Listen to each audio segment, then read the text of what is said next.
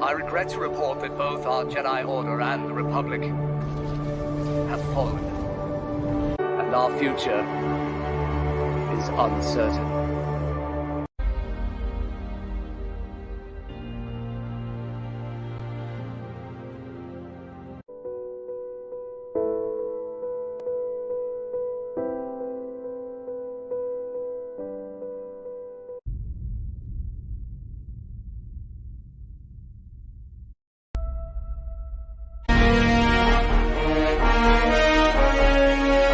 Would be honored if you would join us. You were my brother, Anakin! I love you! Do or do not. There is no try. Watch your left! I can't shake them! I'm hit! I'm hit! Where's the reinforcements? Breaking my heart. You're going down a path I can't follow. Ahsoka. I won't leave you. Not this time.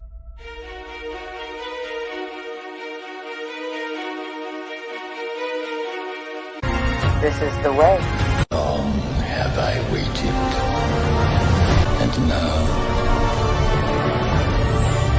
you're coming together. All right, ladies and gentlemen, we got a fantastic show for you today. We're on the third episode of Across the Galaxy. We got some good stuff for you today. So I'm going to go to John, get us really, kicked off and get things started tonight. John, over to you. I'm like a little child because was it May 27th? We finally had the release of Kenobi. Should have been on Wednesday, but that's okay. We'll forgive. But there's obviously a lot of things. It's a couple years after, 5-10 years after episode 3. So we get to see that journey. But what are your kind of questions or really think could happen in the first 2 episodes? I guess we're gonna see what we're gonna see is we're gonna see Tusken Raiders again because Obi-Wan has come across them, so I feel like they're gonna make an appearance. While we're on Tatooine, I don't know at what point, but I know that's gonna happen. Another thing I feel like they could put in this season or maybe in the second season. I don't know if there is going to be a second season, but returning to I would say Anakin's mom's grave. I think that has to be a scene that's needs to be in the season, if not at least in the second season. If they don't put that in within the first 2 seasons, I feel like they're missing a key emotional part to the story that us fans, we kind of need to see and just see how the characters embrace in that moment. You definitely got to have that Star Wars trauma. Just when you think something's going good, you have those stupid sand people. We don't want more sand or the sand people. But, the killing of children or mothers, why not have a little bit of that trauma? Let's not disparage sand people, okay? Sand people too. I know, but they literally killed somebody's mother.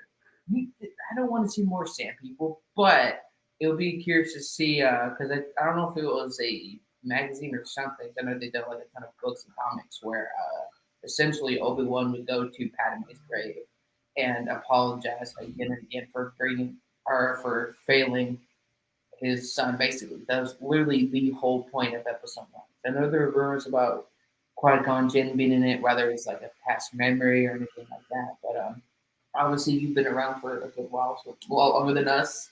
For the Star Wars countdown, been here since really the. Don't say the original trilogy. I'm not that old. You remember it better than we, I guess. You've been around for a lot longer in terms of being a fan of Star Wars. Sure. I think it was probably in high school when the second trilogy came out. Which pains me to say, when it came out, I remember thinking it was just blasphemy and the worst thing to happen to the Star Wars franchise. And then this new trilogy came out, and I was like, you know what? That second trilogy is really not that bad. They had politics, they had some complicated character development and stuff. Who knows if there's really not a lot of character development in 7, 8, and 9. We would like to forget. I think we all need characters to afterwards because I want to refund my ticket 2 years ago because the trilogy was. Well, I think that series was kind of a victim of just the current cinematic problem of trying to make as much money as possible no matter what. And so They found a successful model in some of the older movies, and they literally just cut and pasted the same storyline. I mean, say what you will about 1, 2, and 3. It did have some complicated story to tell. What I think is interesting is that I think the animated series have a lot better storytelling than any of the movies that have come out since the original 3, which is surprising. Definitely have to. I think I realized, I was telling Trevor, since watching the Clone Wars, it's not the reason, out of many reasons, why Obi-Wan in the show and the movies didn't call out Anakin, because he was essentially doing the same thing with returning from Mandalore. Mm-hmm.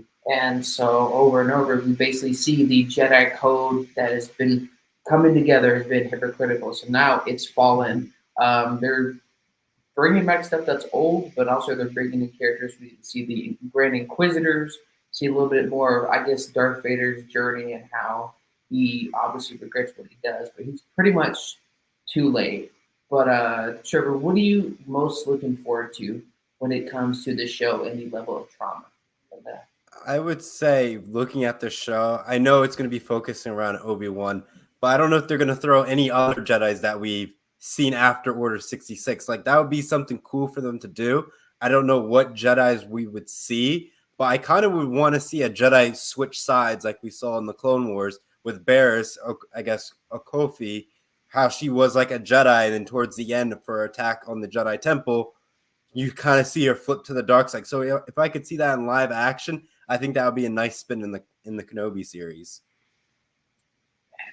I wonder, once this show is done, how this would maybe not necessarily connect, but how this transforms to what next year we have Ahsoka, then we have there's supposed to be another show, I think, right after that. So we've obviously, she came in the Clone Wars, but we don't know really what's after that. All we have after that was in Rebels, where she meets Anakin again and meets Darth Vader. So I wonder how that timeline goes.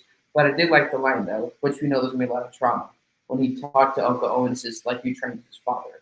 So I wonder, since there's going to be a young Luke and a young Leia, at one point, is this going to end a couple of moments before Episode 4? Or how much time, like you talking about it, how much time is actually going to pass between this episode and however many episodes are in the series? Yeah, I guess if you could almost say it's almost going to be similar to like Rogue One, how it ended and almost transitioned to Episode 4. It could be something very similar to that, but I don't think that's going to be how this series is going to unfold for us. I'm trying to think. The Grand Inquisitors, I want to know, what was that little droid thing we saw in the trailer? It looked like a miniature, like a BD-8. And it looks like that guy who was holding like this little droid, he looked like one of the hidden Jedi. So maybe in this series, as we unfold, we show, obviously, Obi-Wan Kenobi's in hiding. They don't really know that he's a Jedi, which we don't see his lightsaber in the trailers. I wonder how many more Jedi we discover that are in hiding, that come out of hiding, that either try to help Obi-Wan, that try to fight back against the Grand Inquisitors because they know we've fallen, we screwed up, we messed up, and wonder how many of them are actually going to come together either before or after the scene when Obi-Wan comes to meet Darth Vader or he's captured. I don't know if that's before or after that prison fight scene. But I think us as fans, I think what we're going to start rolling into is the meeting between Obi-Wan and Darth Vader. Like, what's that scene going to look like?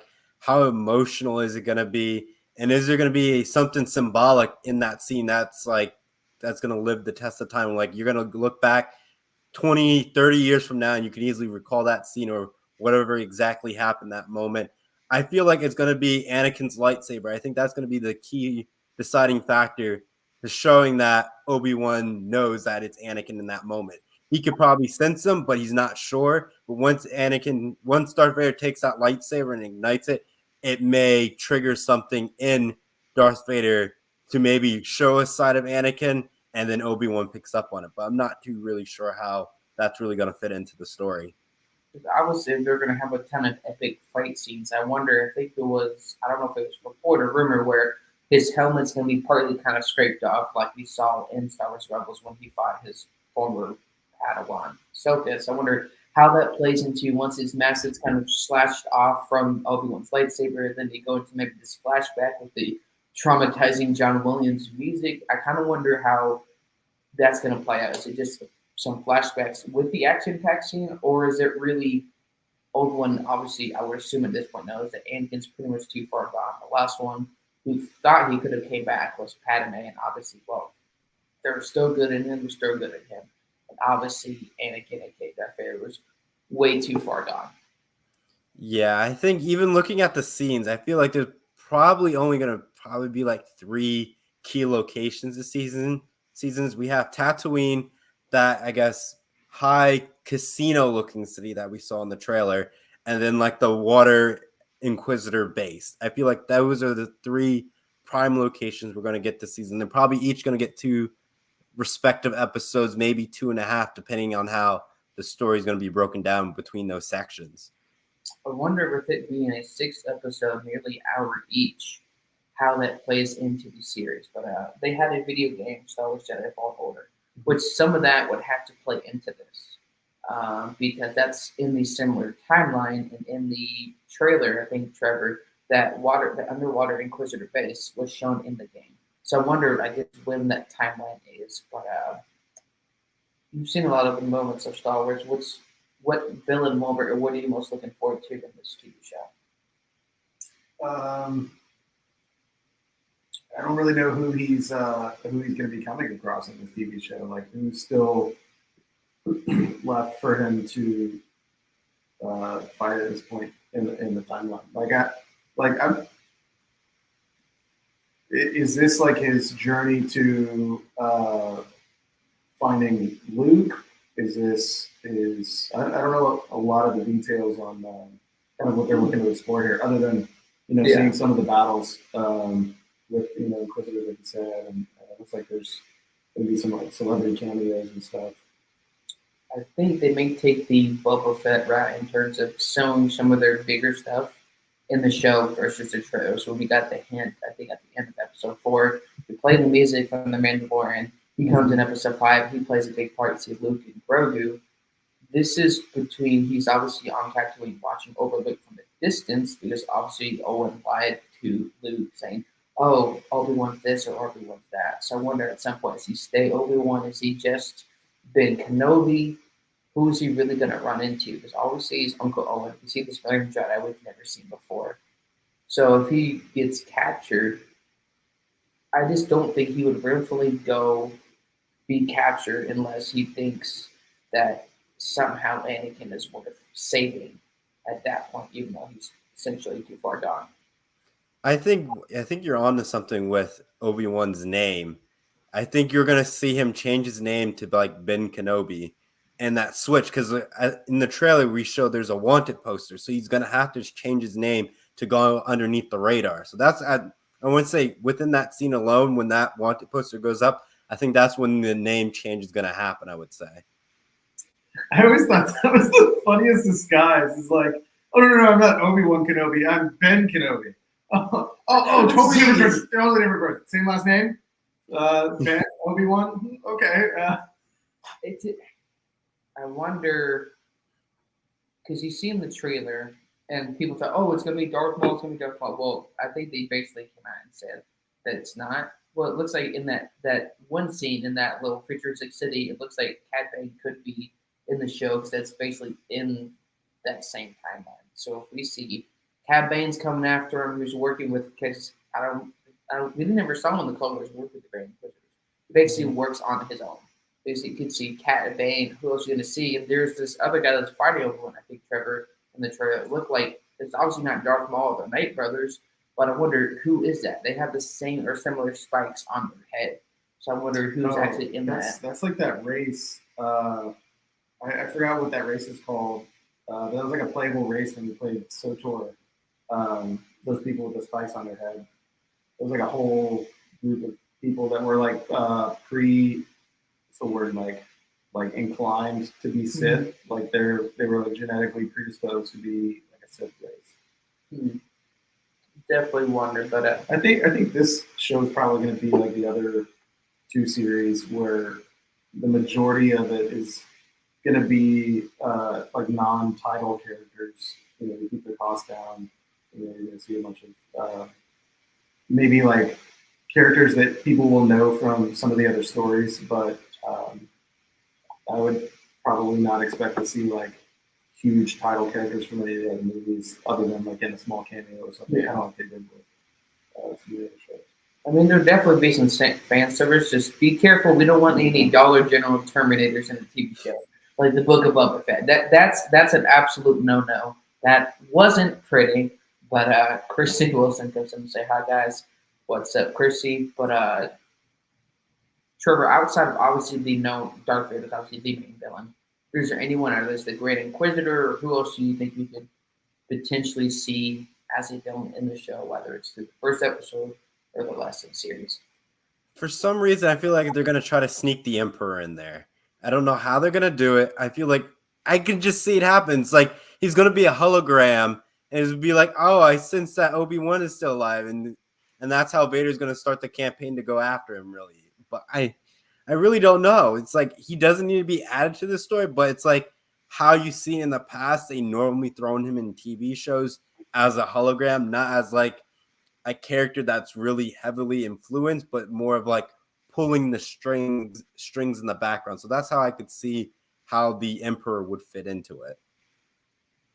And you said you think Darth Vader is going to be a Well, maybe not. really big, because I think like, do you know that it's James Earl Jones like He better. on board with this? Because I know that and this may just be like one of those internet rumors, but that he did at the end of, I think it's episode 3, was him like at his door when they were trying to recruit him for the movie, and he's like, no. he wanted nothing to do with making that movie. So it would surprise me if he came back to do voiceovers for this. So if he is, he's probably going to be like a very quiet kind of like cameo type, or maybe someone will be doing like an impression of Darth Vader. That has to be a Or younger Darth Vader, maybe. It would have to be a Star Wars crime. Like that to me is an absolute travesty. Obviously, he's not maybe not have like a ton of speaking roles, but he's the only one to do Darth Vader. Like you can't imagine him doing anyone else or somebody doing Kenobi in the Clone Wars. Like that would have to be an absolute travesty. But would you mind at all, Trevor, if it wasn't James Earl Jones, or do you honestly think that he would make that much of a difference? There's probably good impersonators out there to do it, and with how technology is, you can almost mimic somebody's voice. So I wouldn't say it's not that far of a stretch if they're not able to get them, but obviously you would like the original person to do it. But I understand there's up and coming actors that could easily fill in this role. Obviously not to the same expectations that we have, but it's very possible to see something like that. Do you know who Scott Lawrence is? What role did he play? He is the voice for Vader in the Vader Immortal VR game. Like for the Quest, they made a trilogy, Vader Immortal. It's pretty cool. Yeah. And it's voice acted by a guy named Scott Lawrence. So they may, pull him to voice over Vader. I don't know. They may go a potential route to what they did with Obi-Wan and part of Ben Kenobi in Episode 7 when Rey was fighting Kylo Ren, where essentially said, Rey, these are your first steps. And they basically took part of what Ben Kenobi said in Episode 4, and Obi-Wan or McClurg came in and said his part and put that together. Maybe they'll do that like they did with the guy that played voice Mr. Potato Head, where they use bits and parts from previous movies or shows and maybe bring that together. But of course, Christy Wilson comes in to say, I think the Emperor will be making at least one appearance in the show. I wonder how his entrance would be if he does. It has to be some John Williams scary music. I don't know how exactly it would go. But Trevor, if Emperor does make an entrance, how do you think that would really change or outlook the show? I feel like if the Emperor made his appearance, it'd be at the very beginning, but knowing them and just how what we've seen in 6, seasons with like Hawkeye and all that stuff, like one of the villains that make a huge appearance is like right around like the end of the 4th episode going into the 5th. So I could see the Emperor sneaking in the 5th episode. If not, if they're looking at a season 2, I would say you put at the end of the 6th episode and tease it, and the Emperor's just walking into the scene or something like that, just to build up a season 2. You would have to build it up. So at some point, whether it's just one season or two, you've had, even if it's just his laugh or something, because then that will jump into episode 4. And at some point after we see, because Ahsoka's obviously not a Jedi, so I just wonder how that does play. Because Star Wars is known in the past for teasing things for the future, whether it's through the Mandalorian or the Book of Boba Fett, where we saw with more of Order 66 and more people that were being rescued. And so I wonder how, I guess, that truly plays into the show. Christy says, Emperor Strikes Back. The Emperor did make an appearance as a hologram. I believe he did. It didn't. I don't know if it was towards the end of the movie, but you basically tease, I guess you can say, the story of Darth Vader. I don't remember what part in the movie he did. Christy says, I would be sad if James Earl Jones was not the voice of Darth Vader. I mean, I would be devastated. There's no telling how reliable IMDb is, but under the casting, they have Hayden Christensen titled as Darth Vader. So they may try to do some voice modulation of him as the actor. Because in the 4, 5, and 6 movie, the person who played Darth Vader and the person who voiced Darth Vader were two completely different people. But I think because we have the background of Hayden Christensen, it would be weird to see him at times without his mask, and then if he puts the mask on, he sounds like a completely different person. And since it is young Darth Vader and not adult Darth Vader, a younger Darth Vader, I'd be willing to bet that it's probably Hayden Christensen with some kind of voice modulation when he's in the suit. Yeah, because definitely with his personality and how he acts, he's essentially obviously Darth Vader. So I wonder how that plays into the show. What is a big moment? You saw the moments 1, 2, 3, 4, 5, 6, and we can forget 7, 8, 9. That's in the past. What is something you would want to see in the show? I don't know. I'm kind of coming with a clean slate. I want to see Kenobi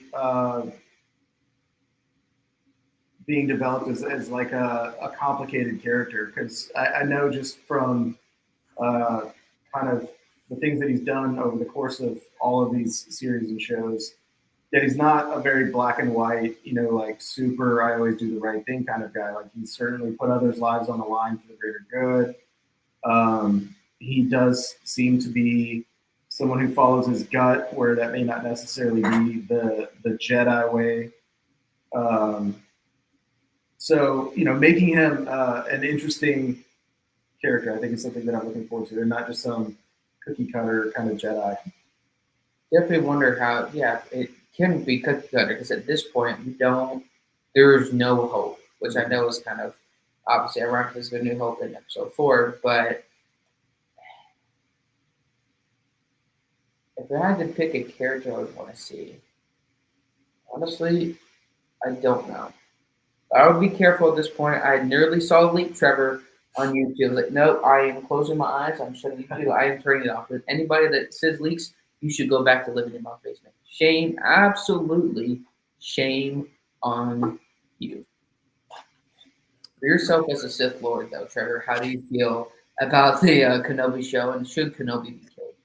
No, I don't think they're gonna kill Kenobi. No, not yet. That's what episode 4 is for. That's where he dies. That's where it's gonna be. It's not. They're not gonna try to rewrite it and change it, stuff like that. They're just gonna leave that alone. But I think what we're gonna see, I would like to see, is more stuff from the Clone Wars, because I understand we're like about 10 years after the fact, but I just don't know how much relics from the Clone Wars we're going to see in the Kenobi series, where it's like, oh yeah, that was from the days of the Republic, and like just equipment wise, maybe certain characters that we all know and love during that era started to appear on that show, because it's just only 10 years after the fall of the Republic. So I would like to see some stuff like that, but at the same time, we're pushing more towards A New Hope. And I kind of do have a theory, almost kind of plays off of Rogue One, how they end up taking the Death Star plans and Darth Vader shows up on a Star Destroyer to go get them. So it's like his Star Destroyer jumps from hyperspace to almost chase after that Titini 4 ship. So that means from that fight alone, I would say Darth Vader could have been facing Obi-Wan Kenobi and had to be called to that planet to go stop the rebels from taking that planet. So that's where I could see the nice simple crossover where Darth Vader has to leave in this series to deal with that. Definitely an interesting point there, because like you said, between seeing the clones or who it was really ever left, because I think it was in Star Wars Rebels, between Rebels and the Clone Wars, I don't know how many years that was in between, but there was still, Rex was still alive, so I would want to see one of them either live action or bringing that character to a close as we try to bring in the new era, continuing the Mandalorian, whatever happens with Boba Fett, what series he goes into, what happens with Ahsoka. But if you had to pick one character, though, from the Clone Wars or Rebels to bring into the show live action, who would you pick? Commander Cody, Obi-Wan's general. You have to bring Commander Cody in to at least attempt to hunt him down early on in the show. I think that would make the most perfect sense. And because Cody didn't get the job done, he didn't kill Obi-Wan. So I feel like the Emperor would dispatch him to go hunt him down. And you obviously have your favorite Star Wars characters. I always see the same question. You had to pick a character from either the Clone Wars, Rebels, or any of the cartoons to see in live action. Who would be your dream character to see in the show?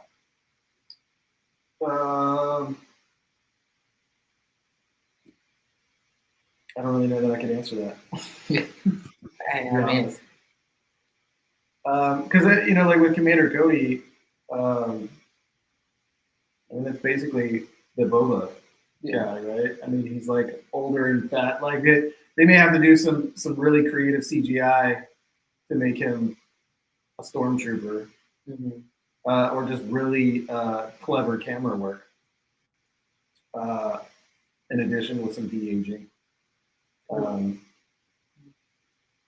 But if he's just wearing his uniform and stuff, I mean, if he's wearing his helmet, I'd be able to pull that off. Oh, yeah, because he definitely had somebody doing like most of the clones' voices in the show, so there wasn't really a ton of voice actors per se. Kirsty Wilson says in the movie Batman vs Superman, voice modulation was used for Ben Affleck when he was in the Batsuit. Honestly, I had no idea. I don't believe I've seen the movie. Yeah, they gave him a little baritone, a little pseudo Christian Bale kind of growl to his normal voice. I will say, just from the trailer that I've seen, I'm looking forward to see Kumail Nanjiani's character. Just because, I think he's an interesting guy, an entertaining guy, and it's fun to see people that haven't traditionally been in the franchise get involved and kind of see if they can turn themselves into a really pivotal character. I wonder how that does pivot at some point when we see in the trailers when he gets captured. Does he stay captured, or how does that end? Because at some point, like you said, Trevor, there's only 6 episodes. You have a limited amount of time. You're obviously going to have the first two to build out, then maybe episode 3 and 4. Anakin or Darth Vader and Obi-Wan are reintroduced. I just don't know at some point how this show's really going to end. I'm very impatient, as you know, sometimes, obviously. I don't want Don't you dare. I do agency contracts across the country, and I was in Maine, and he's like, hey, when are you getting back so that we can watch Doctor Strange across the multiverse or Multiverse of the Madness together? And I was like, cool, man, I'll hold off. I won't watch it. And I got home, and he's like, yeah, I couldn't wait. I went and watched it without you. You didn't say what? I said mid-May as of March. You didn't say which number day. So I was like, oh my God. I don't want the whole movie spoiled. If I told you mid-May, how would you interpret that statement? Probably about May 15-ish. Yeah. Yeah. And so he couldn't wait. and he watched it without me, and it's fine. You know, it's cool. I went and watched it by myself. Got a private showing because I went around noonish, which probably didn't bode well for that movie. That nobody else wanted to see it. But, it wasn't bad. Definitely, for sure. Christy says, I wonder if everyone ends up foreseeing through the forest the deaths of Luke's aunt and uncle. Never thought about it like that. Like, it is a good question. Like, could we see it? I don't know. But people do have force visions, so I think it's possible to do. Maybe I have to rewatch some of the Star Wars stuff, but have we established at some point, whether it's in the original movies or and the content for Star Wars for now, who is the strongest Jedi? Maybe, like, I guess, in the Force. Ooh. But right now, like I was like, well, that's it's true. Sort of the non-canon stuff. I think he moved like a black hole or something. He's insanely strong in the stuff that they decided isn't canon anymore. No, you're right. He's the strongest Jedi, like right now, like yeah. Because at some point, when Anakin didn't have any more Jedi power, and him and Luke and Leia are at a distance, I wonder if he's just gonna see and watch Luke from a distance. Really think that the young Leia maybe get like a scene or two that's like a cameo or a flashback after Episode 3. I just don't really think she's gonna play that much of a role in it. Like obviously Luke would, since obviously Obi-Wan has a huge responsibility for Luke Skywalker. But folks, we thank y'all for tuning in. It's just a much more quicker one this Friday. I think at around midnight or so. I'll wait to watch it. Okay, I said I would for the both episodes, even though I'm at work. I said I would, and I mean that. Okay, so if anybody has a favorite person on dial for Star Wars shows, please let us know in the comments down section below. We will see y'all later another time, and have a good one. I regret to report that